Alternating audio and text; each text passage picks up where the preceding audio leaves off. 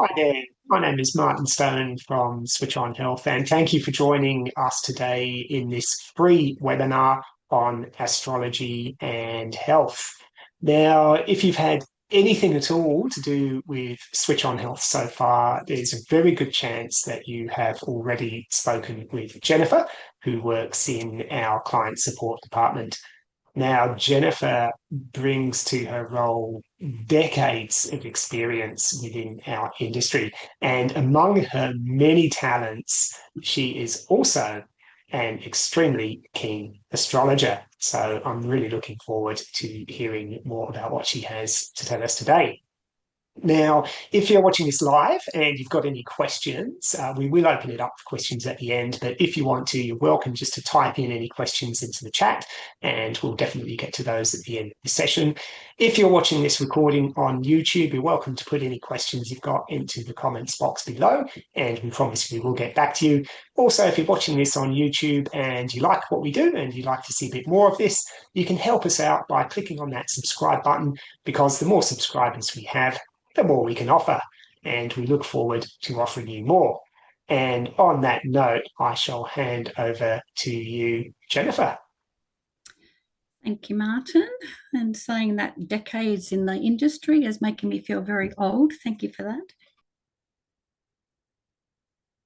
Oh, sorry, Jennifer, I accidentally muted you. I got off to a great start. Oh, there That we was my go. fault. Sorry. I was trying to mute myself. Okay, you can keep going. Thanks, Jennifer. Thanks. Well, welcome, everyone. And thank you for spending your time with us today and learning a little bit about one of my very, very big passions in life, astrology. And today we're going to be talking about particularly medical astrology and how it relates to your health, and trying to understand the connection between the two. So, understanding the connection between your sun sign and the vitality and purpose and well-being in life that it can bring for you. So, as Martin said, my name's Jennifer Barr, and I will be presenting for you today. So, next slide, please, Martin. So, as I said, I'll be sharing my passion with astrology and its connection to your health. I've had 23 years of studying astrology and working in practice with it. And I'm going to try and bring this 4,000-year-old history of astrology through my 23 years and present it to you somehow in a 60-minute presentation. So just bear with me if I leave anything out, but it is such a huge topic. It's, very hard to distill down. So as I said today, we will be just probably focusing more on medical astrology rather than astrology overall, just as it's in connection to your health. So hopefully I'll be bringing some practical insights that you can actually apply just by simply knowing your sun sign. So I'm really just wanting to let you know too, I'm actually an evolutionary astrologer rather than medical astrology. I'm incredibly interested in medical astrology and I do study it a lot, but evolutionary astrology is actually more the astrology of the purpose of the soul coming into this lifetime. However, as I said, I have an absolute fascination and I study a lot with some fantastic astrologers and who are also often herbalists as well. So, and this presentation today, I just want to say a caveat that this is for educational purposes only and not for medical diagnosis or any kind of treatment advice either. So just getting that out of the way. Okay, next slide, please, Martin. So today's aim, I'm hoping that you'll understand just by knowing your sun sign, which we'll talk a little bit about further on, and then understanding how you can begin to support yourself or your family members or potentially even clients physically, psychologically, emotionally, and spiritually. Obviously, you don't have to cover all of those, but it is a very holistic way to be able to look at someone. Um, Hopefully, you will learn how to strengthen your vitality by knowing your sun sign and the influences that it can have on your health tendencies as well. And the main way, the main action of the sun sign is actually to support your life force naturally. Next slide, please, Martin. So, what is astrology and what is it not? That's a bit back to front, but anyway. So, astrology is an ancient language, and it very much is about learning how to interpret that language. It's very symbolic. It's a lot of archetypal, and it's also very invested and very connected to the physical body as well, which we'll see in future slides. It is based on precise mathematics and sacred geometry as well. So it's really, if you actually look at astronomy and you see the movements of the planets, it's actually awesome, and it's also awe-inspiring as well. So particularly something like the cycle of Venus, and it actually creates like a heart shape in the sky. There is something, you go onto YouTube and see it done in fast motion, and it is just beautiful. So there is a lot to be said about looking at the geometry and the shapes that are created by the cycles of the planets in the sky. And I believe that that's what has the influence on us, is part of the geometry of it all.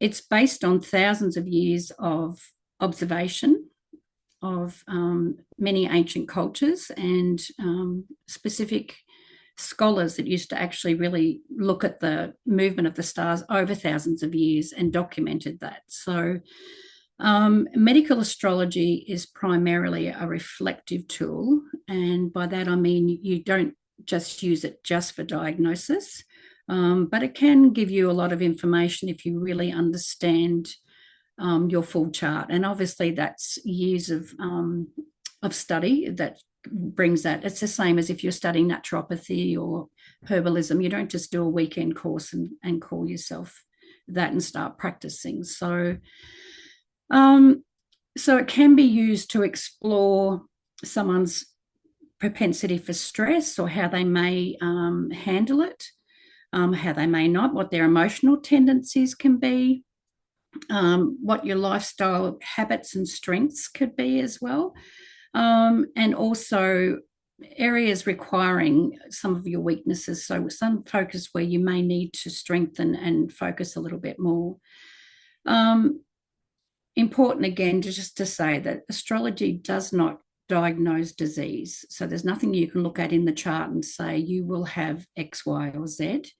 And astrology does not replace professional healthcare either. So, and you should always discuss these healthcare concerns with a qualified practitioner, which is sort of goes without saying. So what does astrology have to do with health? So from my perspective, the core idea is the old Hermetic principle, which is as above, so below, as within, so without. So the microcosm reflects the macrocosm. So basically, it's like looking at our sun in the sky and realizing that it's our central life force. And without the sun, we would not exist here on Earth life as we know it here on Earth. So it gravitationally holds our solar system together. So as I said, we'd cease to exist if we didn't have the sun in the sky. So ultimately, you can see that reflected as by understanding the importance of your own sun sign and just the importance of your own life force being held and being supported by looking at the analogy of the sun in the sky and just the importance it has to us here on Earth. So it can be sort of reflected in your own sun sign, and by really strengthening and understanding your own sun sign, amongst other things as well. It's not as simple as that, but it is at the same time a very strong force. And it's something as simple as really focusing and going deep into your own sun sign can really go a long way towards understanding your own vitality, certainly helping to indicate the purpose of your life, really help to strengthen your own ego identity, and really how you really have come in to shine in this lifetime. Next slide, please. So, what is your sun sign?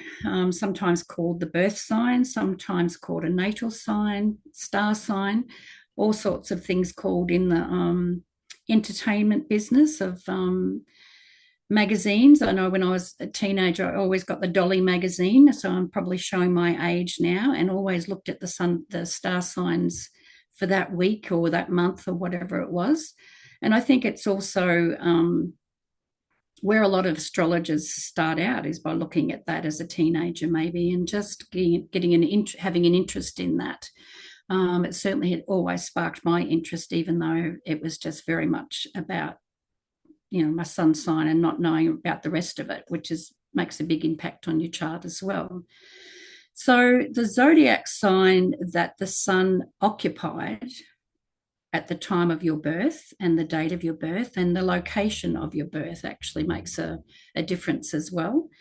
In evolutionary sun astrology, the sun actually represents what you have come in as a soul to learn and to actually express and live in this lifetime. So it may not be of everyone's belief on this podcast, on this workshop, that we have incarnations, previous incarnations. It is my belief. I'm not here to say whether it's wrong, right, or indifferent, but in evolutionary astrology, it is believed that you may not have done your sun sign before. So it's something to come in and really get right this time and really use the force of it for your soul's growth. It is the most commonly understood and remembered and known side of astrology. Most people that I've ever spoken to know their astrology, know their sun sign. I've only ever met one man who was an old Greek man and was born in the Greek islands, and his mother just went straight back to work in the fields with him in tow. And his birth wasn't registered for months, he said. So he never really knew what his sun sign was, which was quite interesting. But he's the only person I've ever known that does not know their sun sign. So your sun sign is what actually animates you as a person by expressing fully your zodiac sign as it is. So it also can help to explain why not all Aries, for instance, are the same. I know that's sort of been an argument put towards me sometimes. Well, how can all Aries be the same? How can you read something in the media to say that this is what's going to happen for Aries this week? Well, you can't. So it can give you indications about things, but the place and time and location of your birth, it just gives a bigger snapshot of how every Aries, including sometimes twins, are very different, and they can have a different chart even. So that can give you a different nuance. It also, your birth chart is not locked in to this is how you're going to be. It's not here to be to tell you this is exactly how it's going to be. It's up to you how you express that. And mathematically, there is a minimum of 144 ways that you could actually express, for instance, being an Aries sun. So that's, just sort of a little bit of an explanation about how not all sun signs are made equal, basically. It also, the time of your birth actually gives you more of a placement in your chart as to where in different areas of, like your sun sign might be placed in the 6th house, which later on we'll have a look at what an actual chart looks like.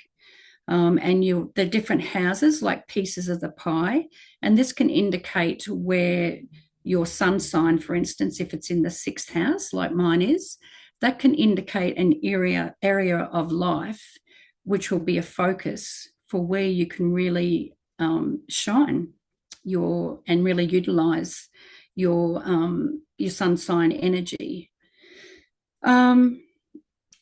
your natal chart does, show the full chart does actually give more nuances and more indication of you individually as a person rather than, again, all areas being X, Y, or Z. So, um, and as I said before, astrology and your birth time is actually just pure potential. It's not your destiny. So it just shows you what your potential can be in this lifetime. And it's up to you whether or not you use it, really. So hopefully you will. So this is just a picture of a chart. It's no one in particular, but it's just an indication of what it can look like. And this is basically a snapshot of the heavens at your birth. So it's as if you're laying on the earth in the middle of this inner circle, and you were looking up and you were able to see all of the planets around you. It will be a snapshot of where everything is in conjunction to you in the middle of the earth, laying on the earth.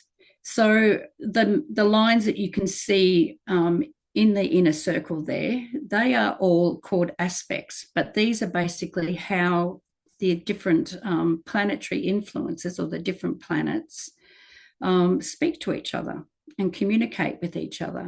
Some are easy and easy communications. It's like you've got a telephone line to your sun and your moon might be an easy aspect to each other, and they're quite happy to talk with each other. But then you may have the sun and the moon in a harsh, a square or something to each other, and it's a lot more challenging. So again, it's one of those things. As an astrologer, you look at the aspects, you look at how those planets are communicating. So those symbols on the outside of that chart there, they're all the symbols for each of the planets. And not everyone's chart is going to look like this one. Everyone has a very unique and individual chart. And as I said, it is all pure potential. So the planets do not make things happen to you. They can indicate energies that may be around and whether or not, again, you take advantage of some of those energies, but they certainly cannot, again, indicate that you'll have an accident or you'll have this certain illness or but it can also give you, if you have Jupiter and it's which is the planet of expansion and good luck normally, among other things. It can indicate, if it's coming up to your sun, that it's a good time to expand and take opportunities that may come to you. Buy a lotto ticket, who knows, but what it could mean. It doesn't mean that that's exactly what's going to happen, but often when Jupiter comes around every 12 years, people will have these experiences where they'll expand, and it's a good time to perhaps go out and show how you can shine, particularly if it is Jupiter is aspecting your sun. But again, as I said, free will definitely is the biggest part of all of this. Next, thank you. So sometimes in order to go forward, we have to go backwards. So I just want to touch briefly on the history of astrology. Because, as I said, it has been around for more than 4,000 years. It probably was the night's entertainment back in the day. So rather than before television and all that sort of thing, it was possibly the first sky flicks or something like that. And it was through the observations of many, many cultures, as I said, and sometimes there was particular sects of priests that was their whole role, was to actually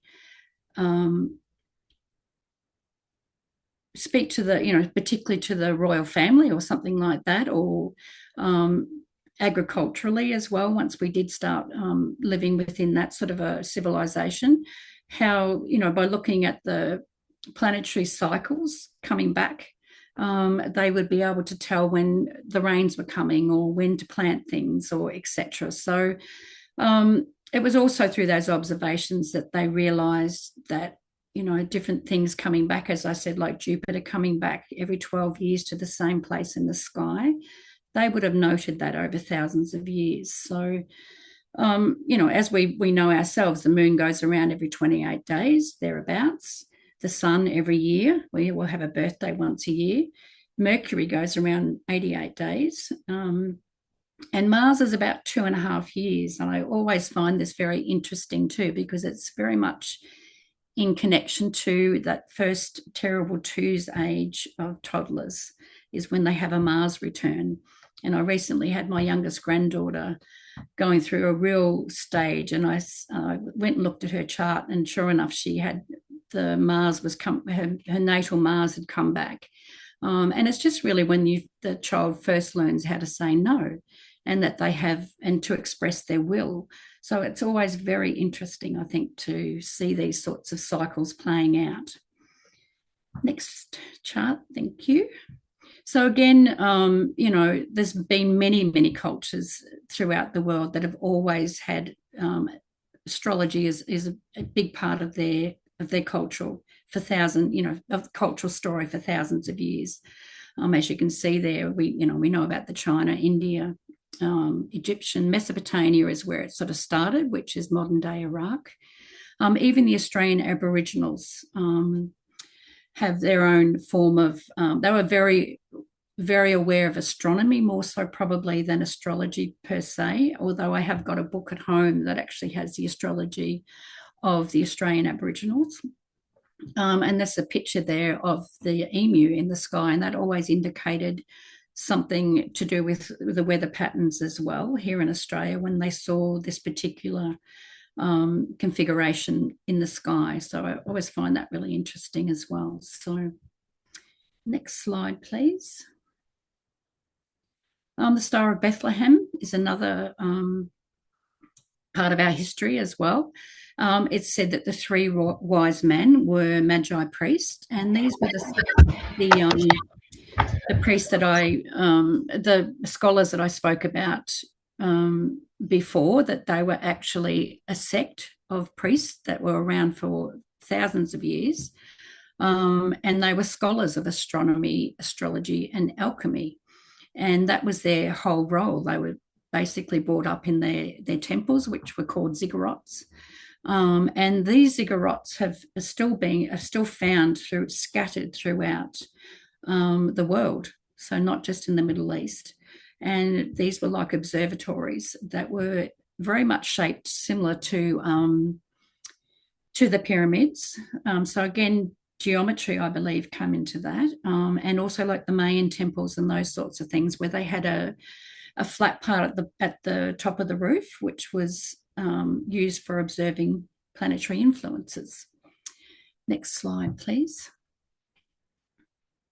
And there's a connection, obviously, to astrology and medicine as well, particularly with herbal medicine, definitely homeopathy, nutrition, and alchemy. Astrology is said to be the forerunner to both pharmacy or chemist, what came from the alchemists, which is, I find, really, really interesting to see that our modern medical really have their roots in this, if they really looked at it. And the alchemy, can come down to things like the spagyric herbal tinctures that used to be made, and they were all made using the planetary influences. So, the historical figures like Hippocrates and Aristotle, Paracelsus, Nostradamus, Culpeper, that's part of the tradition in herbalism. Also Carl Jung, Albert Einstein. There's many, many people that we know of that were very invested and very knowledgeable in astrology as well.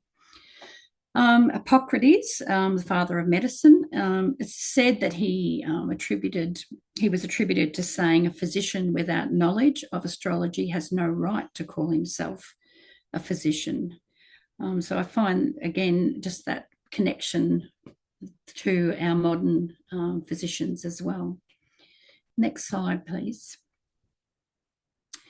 So back in the day, particularly in the Renaissance and medieval time, this was actually taught in universities, and it does actually date back a lot a lot earlier than that as well, but it was actually called the zodiacal man, or Homo signorum. It was actually, they divided up the body into zodiacal rulerships, and it was used and taught in universities as part of the physicians' teaching and education. And it was, they used to actually consult a person's birth chart if they were going to perform surgery, and they would look at their moon sign, and it would give them indications as to whether or not potentially they may bleed out or have a more of a potential for something to go wrong. It could be seen as superstition, but I think that, again, this is back to the medical astrology and just using it as an indicator and a tool that can be used. And, if you look at someone that can have an inflammatory response to something, you would look at the Aries or Mars, which is a connection of Aries and Mars are connected with each other. So it's just interesting to see that this is, where this has come from and what the lineage is here. And it's not just woo-woo that's just been presented in the last few years. It was actually part of what was taught to physicians. Next slide, please. So this is just an overview, and it's very much just an overview of each of the zodiac signs and the areas of the body that they're connected to. There is a lot more nuance than this. Like Aries with the head, it is part of the jaw, and the ears are part of Taurus. So there's, again, just a nuance. This is just very much a snapshot of an overview of that. So it's interesting just to look at, just your own sun sign and just see if there's any connection there. I know as an Aries, I've always been quite a headachy person. So there's some correlation there that's very interesting. So thanks, Martin. So coming down to your sun sign as your vital force. So the astrological sun is really indicates where you get your vitality, as I said before, in life, where you can tap into your courage and your leadership qualities as well. And a person with, for instance, Leo will have a very different vitality form to a person who is potentially like a Pisces. And they'll have a very different form of courage potentially, and also the way that they would use their leadership qualities. It doesn't have to be always the same. It's just more interpretive as to what that may mean to you.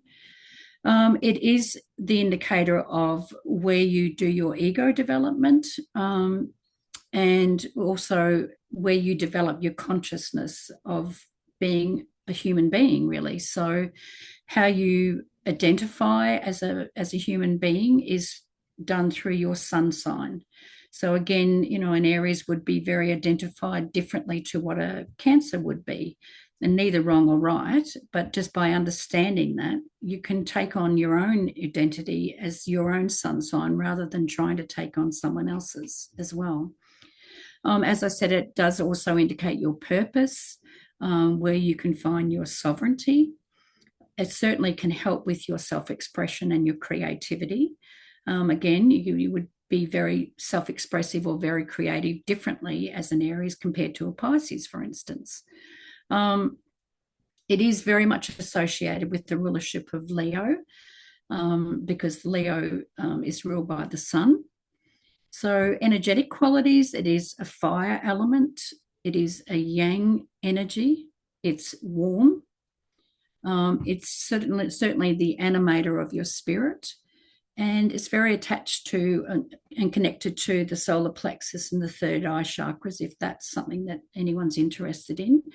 And when you're doing any kind of breath work, which I'm not sure if anyone's done, it is actually the right nostril that will help to, so you block off the left nostril if you're wanting to get a little bit more energy and build up some courage, for instance, even, and just breathing through your right nostril is said to connect with your sun sign as well, or with the sun in particular. So as we saw before with the astrological birth chart and those different symbols that indicated each of the planets. The glyphs in astrology themselves are all geometrically shaped, and that's a whole teaching within itself as well, which is incredibly powerful. So each of the geometric shapes, they're not just random, they actually have meaning. So this is the glyph for the sun. So this is the symbol for the sun. If you see that on an astrology chart, you know that that's the person's sun sign there. So the symbol itself represents the circle is spirit, the wholeness, eternity, and consciousness, whereas the central dot in the middle is the individual, is you. And this is the divine spark and your core identity. And I love the way that this describes the sun. The self radiates from the center of consciousness, just as the physical sun radiates light and life throughout the solar system. So basically, by putting yourself in the center there, as this can how you shine through your sun sign. Physical correspondences for the sun. So we're sort of getting into, again, this is quite brief and just sort of quite pinpointed because it's just only so much that can be presented in one of these presentations. So the body connections is traditionally for the physical, literally the physical heart, circulation, your vitality, so your energy as well as will be shown through your actual sun sign, as I've said before. Your physical constitution is very much indicated through your zodiac sign and how that might present as well. It does represent the dorsal and upper spine. And it is also how, again, coming back to your constitution, but it is how your resilience, your level of resilience and the ability to recover from illness, but also from life and things that can happen. It is also attached to your warmth and metabolic vitality as well within the body. The nutritional associations is magnesium for the sun, but also very much connected to Leo. But specifically because there are so many forms of magnesium, magnesium orotate is actually specific for the heart muscle itself. So by looking at if someone's struggling with heart issues, again, this is not a diagnosis, I'm just but you could be looking at magnesium orotate as a form just to support that, because it's electrical currents obviously that are helping with the charge as well. But I just find it interesting that orotate particularly is very specific for the heart. Magphos is a tissue salt that some of you may be aware of, and we will talk later on about the connection between tissue salts and each of the zodiac signs as well. So again, magnesium phos can be taken as a supplement to, just to support your heart, literally your physical heart. The vitamin D is connected to the sun, vitamin A. We all know the influence of vitamin D within the necessary to our vitality within our physical health is very, very important, as is vitamin A. Another interesting little fact is the mineral gold is actually corresponds with the sun. But there is also been, I had listened to a podcast the other day, and there was speaking about, one of my teachers spoke about her grandmother was, and this woman is a woman in her 70s. So we're talking about her grandmother who's probably passed and would be well in her 90s probably now, but had heart trouble. And they gave her gold as part of her treatment. Now, I don't know what form they were talking about, but apparently there have been traces of gold is found in the actual physical heart as well. And I know when I was little, my grandmother, if we ever got styes, she always used to get her gold wedding ring off and rub it on our eyes. And I actually do that with my grandchildren as well, and it seems to work. So it's just an interesting thought more than anything. So herbal support, hawthorn berries, as anyone that's studying herbalism or naturopathy will know that, hawthorn berries are a very strong tincture for the heart specifically. There's obviously many other herbs as well. And essential oils of rose and frankincense are very much connected to the sun as well. Next slide. So sunlight and health, I think we're all very aware of that. There's a lot of misnomer that has been years of marketing and what have you about us trying to be safe in the sun. And obviously there is some element definitely of that.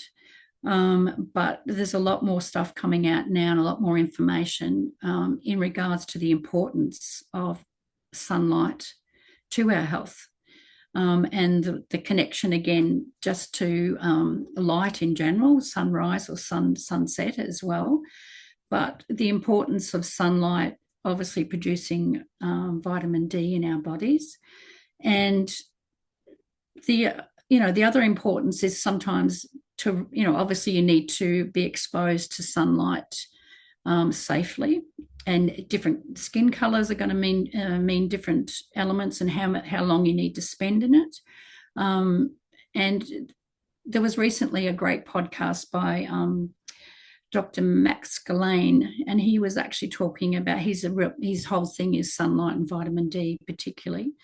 And he was talking about the importance of exposing the bum and tum, which is when I was learning it was always the bum and tum because of the adipose tissue, specifically in those areas of the body are certainly more fatty, and they have a more of a tendency to help to take up vitamin D and to help to transfer it into the form that's needed for vitamin D in the body to work. He also actually spoke about the benefit of taking up vitamin D through the skin exposure as opposed to supplementation, and how it can be more of a slow release. So he was saying even over a couple of weeks. I haven't looked at the research that he actually recommended, but I just thought it was interesting too.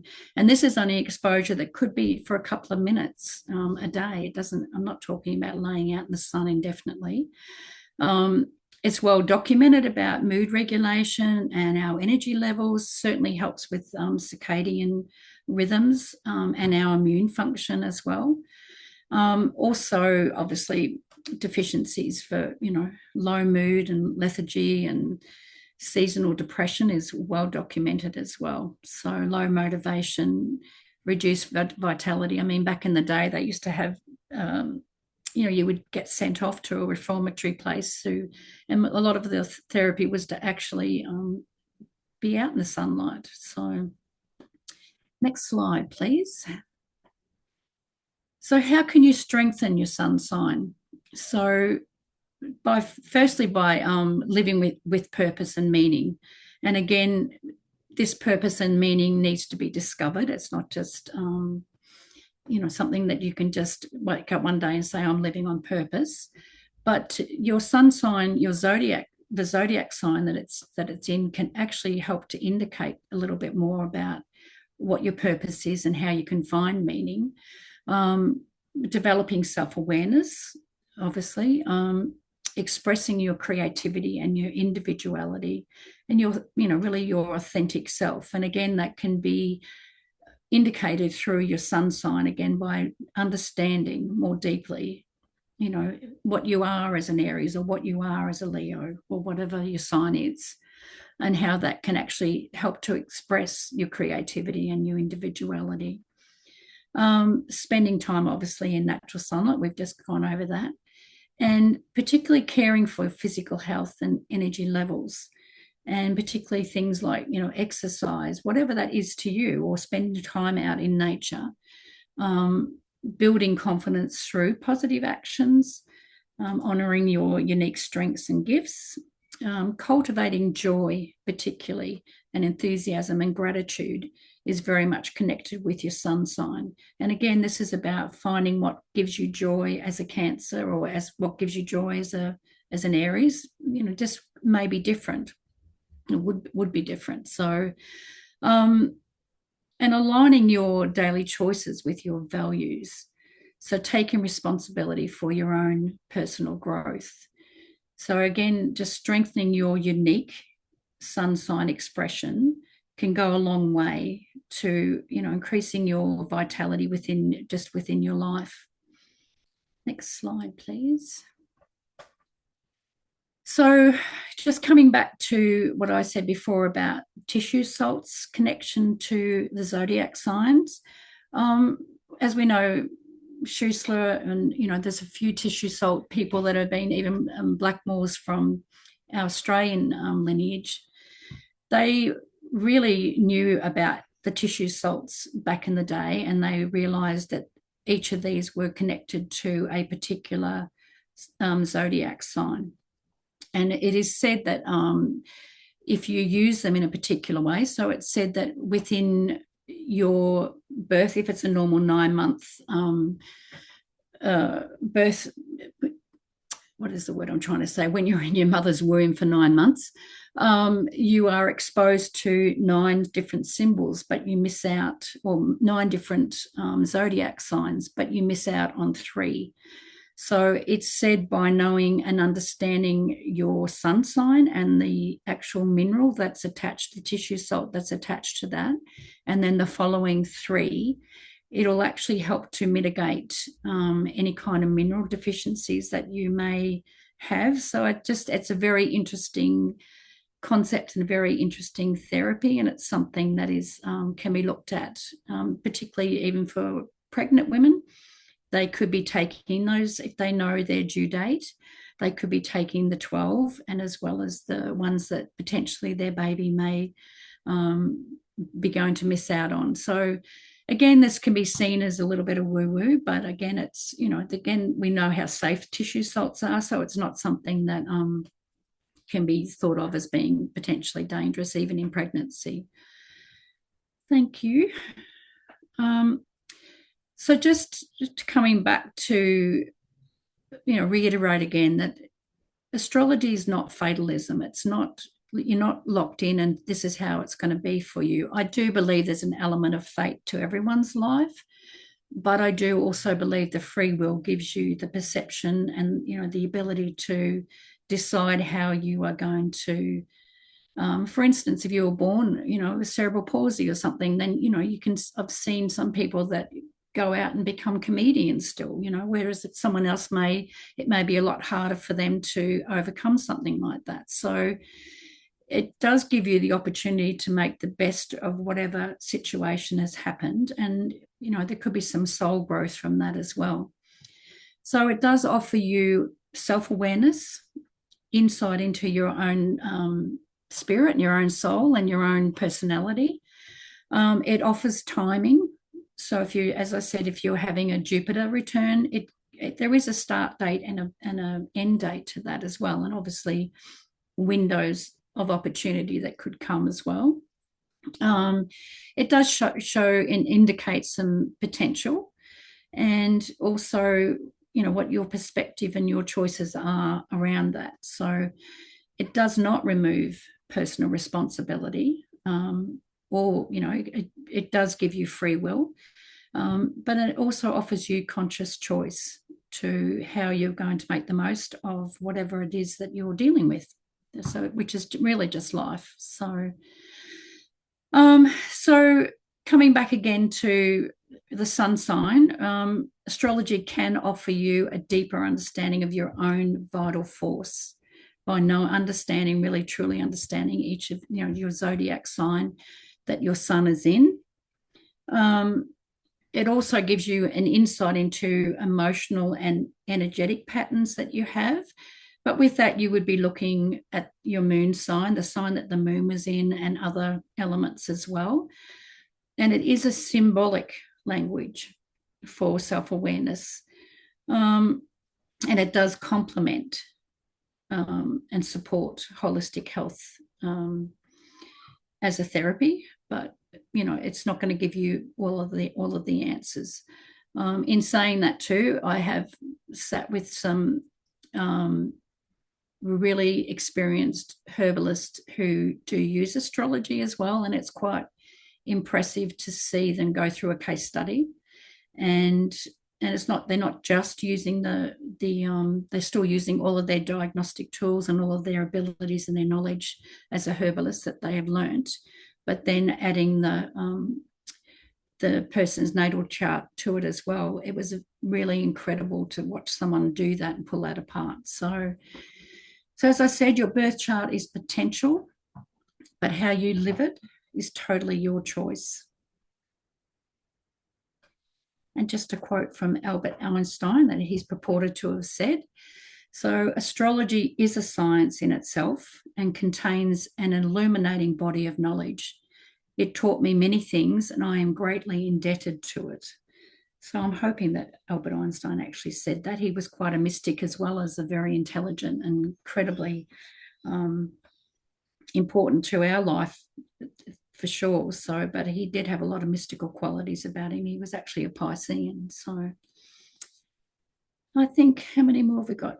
Okay. So just coming down to where, if this is of interest to you, I mean, really today was just a very, very, very small mustard seed of what astrology can actually be about. If you're interested in doing more astrology, we are quite happy to take that on board and look at what we could do in the future. For instance, if you wanted to actually go into each of the zodiac signs for a deeper understanding for yourself, for your own zodiac sign, for your family, etc. And again, just see how that can connect to your own vitality and purpose. The tissue salts, as I talked about before, I'm happy to do some kind of a webinar on that. But there's lots of different things that we can take astrology into, and if there's any interest, we're more than happy to have a look at that for you. So just get back to us at info@switchonhealth.com.au, and we'll go from there and learn more with Switch on Health. Thank you for that. That was beautiful. Thanks, Jennifer. That was an amazing presentation. I loved it. I hope that everybody else did too. How could you not, right? So we shall open it up for questions. If I can find where these windows of mine have gone. There we go. All right, excellent. So what was I going to say? Yeah, a couple of things, first of all. So we will be putting a copy of the slides from today's presentation. They will be available for you. So we're hoping to get the recording from today up onto our YouTube channel within the day. And there will be a copy of the slides available for you to download.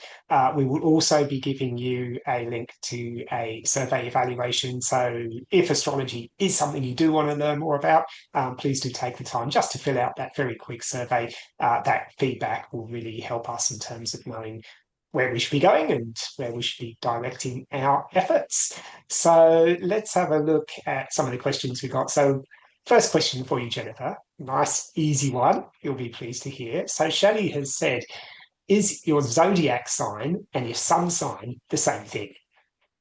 Yes, it definitely is. So I know Yeah, there's okay. different stories, yeah, but it is. Yeah, so when somebody says their star sign, the birth sign, the zodiac sign, what sign of the zodiac are you? Really, we're talking about where was the sun in the sky at the time you were born. Correct. Yeah. That's right. Yeah.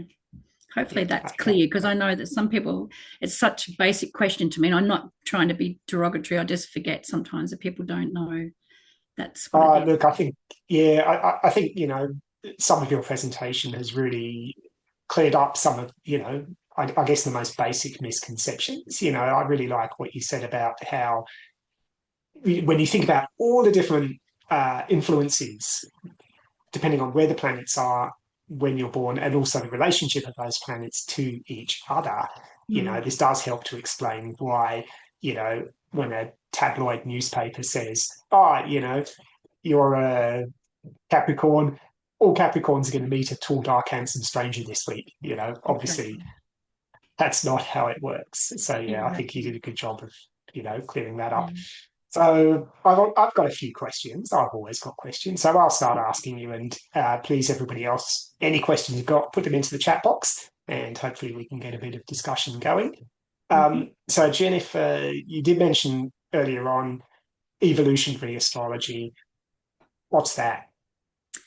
So that's one of the things that I studied. It's really the evolution of the soul coming in and the purpose of what your soul and what you've come in to learn how to do this time. So your birth chart from an evolutionary point of view is seen slightly differently to, for instance, medical astrology, where you'd be really looking at the physical body um, more inclined than what your actual soul purpose is.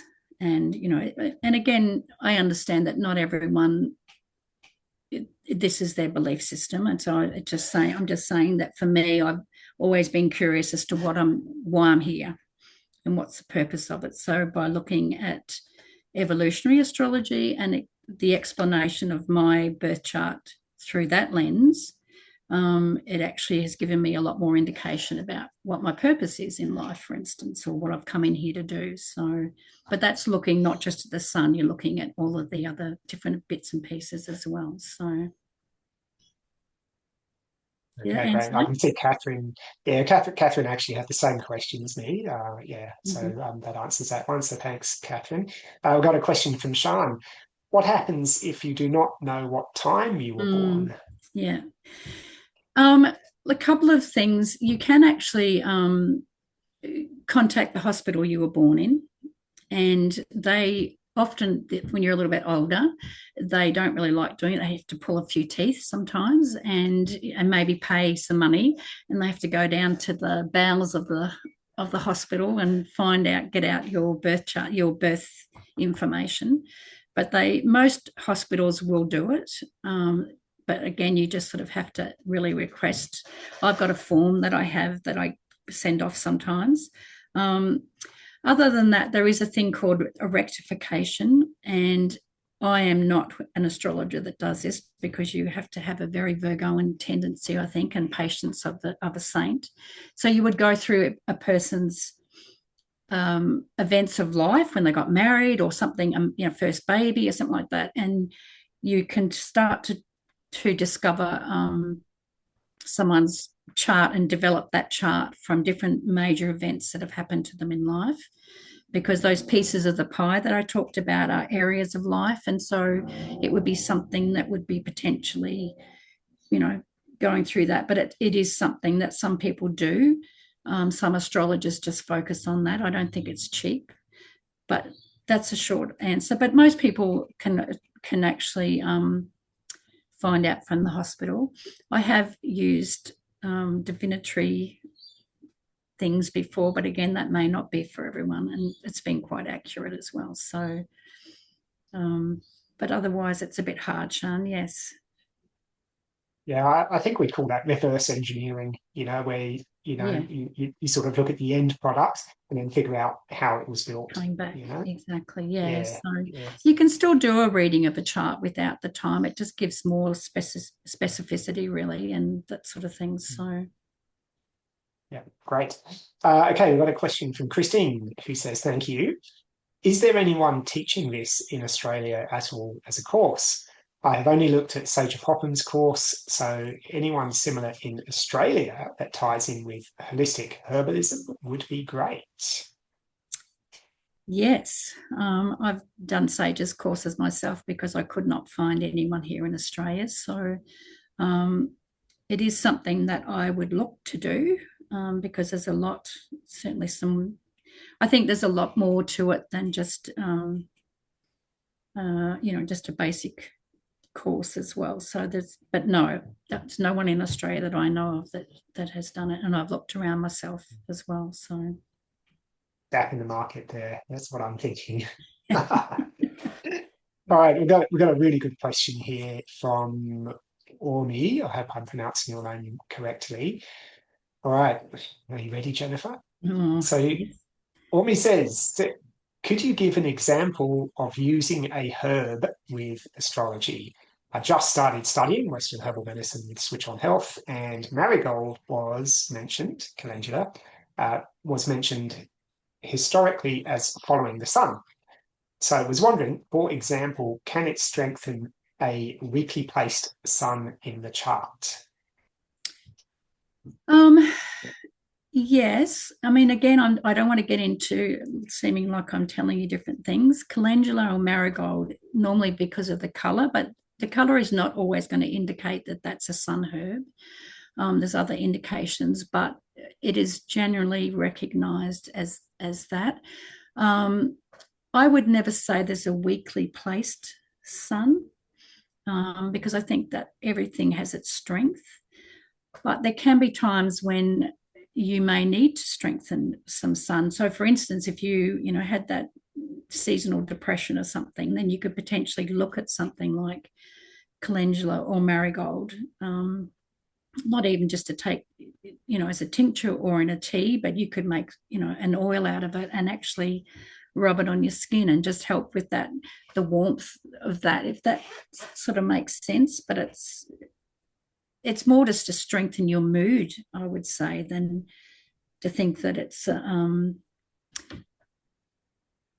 weakness, because I don't know if you wanted to elaborate a little bit more about what you may think is a weak sun, because I think the sun in and of itself is very powerful within anyone's chart. So Yeah, I'm glad you picked up on that, Jennifer. I was thinking the same thing, that wherever your sun is, that's who you are. It's an expression exactly. of who you are. And yeah, it doesn't mean that you're lesser or better No, than anyone else. Yeah, it's just absolutely. part of Yeah. your expression. Krisha says there apparently is someone in Australia. She's just looking for her details. So thank you, Yeah. Krisha. Oh, Kira, yes, Um, of course. Yeah.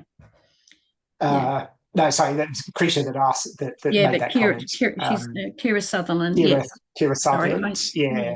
Yes, So I have. she's a naturopath who's used astrology for a long time. I actually had a Okay. consultation with her Yeah. many years I've ago. done some courses of hers. She is great too. So, Yeah, yeah. excellent. So yeah, you could look at Kira Sutherland. Those of you who are watching, and see what she offers.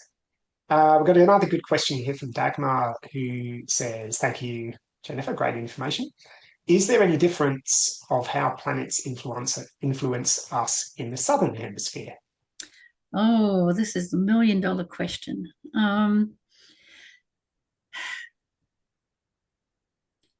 I think ultimately astrology is a man-made concept. So, and yes, it was developed for Northern Hemisphere, but I have seen it expressed. I've, obviously being born in the Southern Hemisphere, I definitely see that there is certainly a direct correlation, the same. And I've had many discussions about this with astrologers, and I think the because everything is an axis. So Aries is opposite Libra, Leo is opposite Aquarius. And in the northern hemisphere, Aquarius is the depth of winter over there. And here it's the depth of summer. So, but it's because there's a continuum between, for instance, Leo and Aquarius. So it's a bit like hot and cold.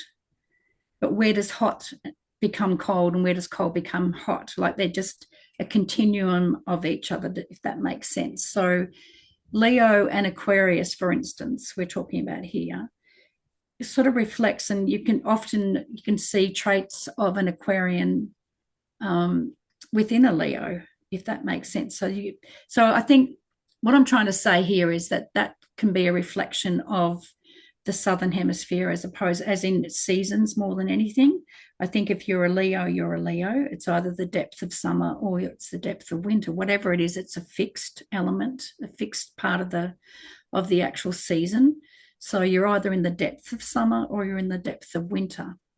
I don't know if that's explaining it well. It is hard to so yeah, what's Catherine saying there? No matter, yeah. It it's because it is just a concept. I think it's something that we attribute to, and it seems to work either way. So it's a big thing to answer, Dagmar. It's a conversation that really needs to be had. Like it's bigger than here. So, but it still Yeah, works. Is my bottom line here. I think so. I think that was a pretty good answer, actually, Jennifer. So well Yeah, done. yeah, Um, yeah, and so Catherine has said the beginning of Capricorn aligns with the galactic center, no matter where you are in the world. yes. Seasons are just used as Northern Hemisphere allegories. So, yeah, spot on, Catherine. Well done. Um, Marika says, thanks for the great presentation. I'm an Aquarian, but born on the cusp of Capricorn. Can that impact the signs? Now another $1 million question. I'm actually born 0 degrees Aries. So I am right on the cusp. Literally, if I was born an hour before, I would have been a Pisces. And I've often thought about this, and there's two schools of thought. You've come in to be, in my case, I've come in to be an Aries, and you've, Marika, have come in to be an Aquarius. So at a soul level. However, when you often look at a person's chart, so I'm talking about mine now, I have a lot of Pisces planets. So, especially the planet Mercury is in Pisces. So, I have a very strong Piscean influence. So, whether you not you want to look at whether I would be a Pisces or an Aries, and is there an influence? There is, but only because the other placements of the planets are there. So, but however, again, black or white, you've come in to be that particular thing, that particular sign that you're born into. But if I'm doing a chart for someone born on the cusp, you really do need to know the real time and that sort of thing, because as I said, in my case, born on the date I was born, I could have been either a Pisces or an Aries, but without having doing the specific chart to find out that I was actually born an Aries. But in general, you can look at the dates and go the 21st of something is usually, the changeover, but each year it can be slightly different. So hopefully Yeah. that Okay, that great. answered that. Yeah. So I think from my experience of you, Marika, very, very brief, I think you're very Aquarian, but I think your business acumen is very much Capricorn. So you probably potentially got your Mercury in Capricorn. So you very, can think very much like a Capricorn. So All hope right, you didn't mind excellent. me saying that. Not that I know you All at right, all. so we've got one last question we'll take, and we're just over now, so we'll wrap it up in a moment. Mm-hmm. Um, so our final question, and bearing in mind that this is going out live on YouTube, we could always edit it out if we're not happy with the answer. So somebody has asked, Jennifer, do you offer natal charts, and what is your fee? So I think there's two things. I'll just clear this up in the chat with this person. So uh, I guess one would be actually getting your own chart done. Mm-hmm. So that's, yeah, where would you get that? Would you do it? How much would you charge for that? And Yeah. then the second question, of course, would be, you know, do you do readings? Does somebody Yeah. actually have to be coming and seeing you in Brisbane in person? Would you do it via Zoom? Mm-hmm. How much would you charge for a reading or a consultation? Yeah. Yeah. So I've got a computer program. I did learn how to do it by hand, but that would take hours and it would be not worth anyone's money to be able to get that done. So yes, I do charts up. I have normally just charged $20 just to do up a chart, but usually that most people will have it done when they have a reading done. So I do consultation either in person, but majority of time these days it's on Zoom.